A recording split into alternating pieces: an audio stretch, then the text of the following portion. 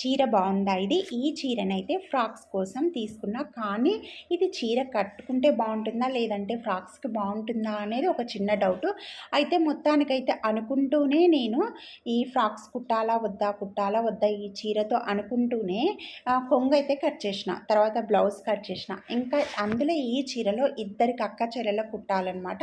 అయితే ఫస్ట్ అయితే అక్కకైతే చెల్లెల కంటే ఒక హాఫ్ మీటర్ ఎక్కువ, అంటే సగం క్లాత్ కంటే కొద్దిగా హాఫ్ మీటర్ ఎక్కువ అక్కకు తీసుకొని మిగిలింది చిన్న పార్టు అది చెల్లెల కోసం అయితే పక్కకు పెట్టేసిన.